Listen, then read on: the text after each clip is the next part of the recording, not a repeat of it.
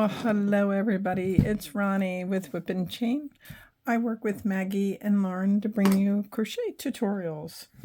We had a question about, the question was washing your crochet projects to keep their shape. It's actually not washing, it's blocking. Blocking, there are some people that are absolutely adamant. They block almost darn close to nearly every project that they do. There's some people, they don't block any project that they do.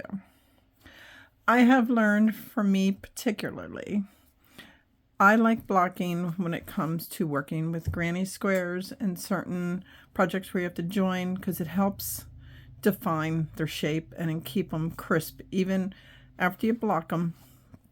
And then if you have to wash them, they seem to wash and air dry a lot better than projects that are not blocked.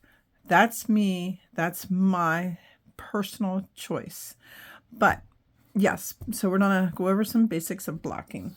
Now, everybody can use different things, but I have bought, I don't want to use the other side because I don't want to name any brands, but I get these foam blocks. You can buy these at any craft store. Amazon has them. They're probably even Etsy has them. They're all over the place. But I use these. And then this is a square that I think Maggie's mom made. Anyway, I'm just using this as a sample. I'm not going to actually wet this one. But what you want to do is when you have your desired project made, you need to get your blocks, and you don't want, you need these foam. I would recommend foam. Some people make their own blocking boards. I like these because mold don't build, they dry faster. It's just too many benefits. So I just bought mine a little at a time because they're not the cheapest things. Anyway, so once you get it, you get your blocks together, and these blocks, let me cover. These blocks have grid marks on them. So for when you're doing marking, you can keep your straight lines. But I'm going to turn this over. Anyway, so that's what the grid lines are for. They work out good. So once you have, let's say we're doing granny squares. Once you have your squares, you also want a measuring tape, because if you're blocking granny squares, or whatever project you're blocking, you want them all consistently the same size, and that's what blocking does. So I don't wet mine till after I have it set up. Now the pins that you use to block it, I use these little T-pins, Sam, they're cute. Anyway, but make sure whatever pins you use, they're non-rusting pins, obviously, because we're going to be wetting this project. So what you do is you pick, and this is where you can stretch out your project. But when I put my pins in, I try to find a center of the stitches. That way it's not like pulling apart. If I just put a pin right in the middle of that, so when you go to pull it, see how it stretches? You don't want to do that. But what you do want to do is you want to get, let's say I need these to be 8 inches. So 8 would be approximately there. So then I would just mark my other. And then you do the same to the bottom. And that's what these lines in the board are for. This will help keep your side straight. But you want 8 inches all around, so that's 7.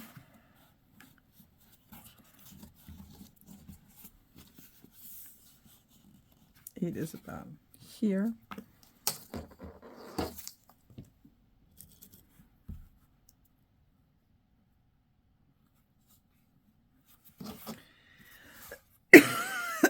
And then you find 8 inches on this side.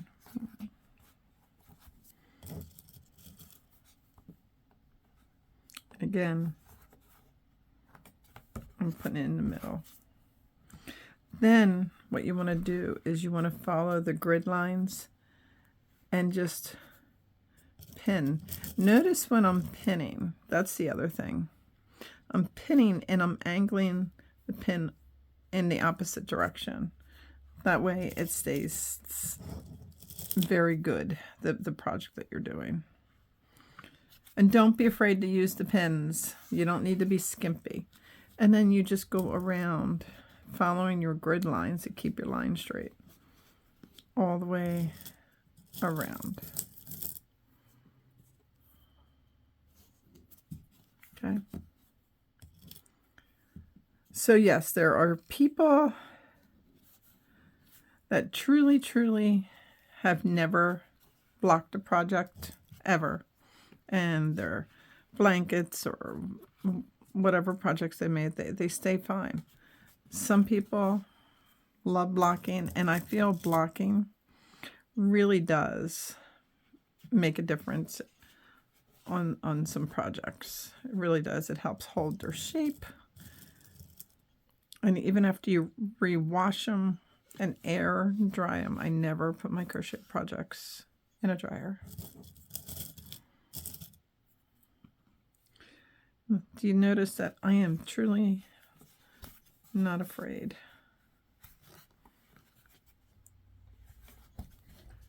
to use the pins?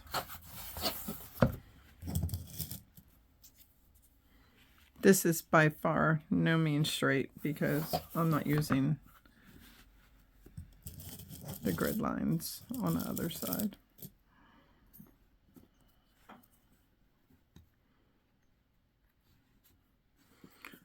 You can buy any foam. There's not a specific name brand that I truly recommend. If I recall right, I caught these on sale through Amazon, one of their sales, and so be it. It works. And these can get used over and over and over again, which is great. So, now, it's not square perfect by no means. But now, the project is defined. It's 8 by 8. It's perfect. And if you do this to every piece, and then what you do is that's the other thing. I don't know what states you live in. We have hard water here. We do. I always use spring water. There's spring water in the bottle. And I don't use the spigot water because I don't want rusting, like that rusty mark from hard water, or if you have a softener, the dissolved salt crystals, don't want it. So I just use pure spring water. And all you do is you put a light, I'll just do it. You put a light spritz, and then I pat it down just a little, nothing rocket science. And you want to get it not sopping wet, but you want the water to get into the yarn. That's the point of this. And it's not soaking wet, but it's damp. It's very damp. And after you sprinkle the water on, if you find a couple more sections where you could put a pin, put it. Now, if you feel it's too wet, you can always take a light towel and go over it and just sop up some of the extra. But now I set this off in a room where nobody's going to lay on it like one of my animals, or it's not going to get into anybody's trouble. And I let this sit for at least 24 hours. And then I come back and feel it. If I feel any dampness, I'll give it another day. Before you take it off, make sure it's completely dry. That's the only catch. Do not take it off, even if it's a little damp, because then everything that you did, it's going to defeat the purpose of what you were trying to accomplish. These have to be completely dry before you move on to your joining. But just to recap, it's not washing to maintain the shape. It's called blocking. And it is a process that a lot of people do, but it's also a process a lot of people don't do. But my personal opinion is when you block a project, it keeps the shape nicer. It looks more crisp, like if you're laying it over a couch. Like I'm contracted to make a Christmas blanket for a wonderful lady that I graduated high school with. Her project, before it's all done and sent to her, it will be blocked. So it's crisp. I think she said she's going to use it to lay over her couch. She loves the holidays, and that's what she wants. So that's exactly what I'm going to do for her. I'm going to make sure I take all the proper steps to make sure her blanket is perfect before I give it to her. The only thing I can't promise is there isn't a puppy hair in there sprinkled along. I'm going to do my best not to, but she has animals, so she's cool with it. Anyway, this is about blocking. So if you have more questions on blocking, let me know. I'd be more than happy to do a more entailed project, a full, maybe a blanket project we can do. And we'll do from beginning to end. We'll block it, we'll join it, we'll do it all. And you can see the absolute difference between, we can have people post their blankets that chose not to block. And then we can have people post pictures that chose to block. And you can decide for yourself on what works for you. And the other benefit to blocking all your squares, because when we crochet, some days our tension's tight, some days our moods tension is super loose. So when you crochet like that, when you join the blocks, your blanket, your project's going to be a little off. It's going to be a little wonky. So if you block it, then every square is the exact same measurement, and it makes it more perfect. But okay, enough from me jabbering, but this is how you block. It is not washing to maintain. And if you have any more questions, please comment below.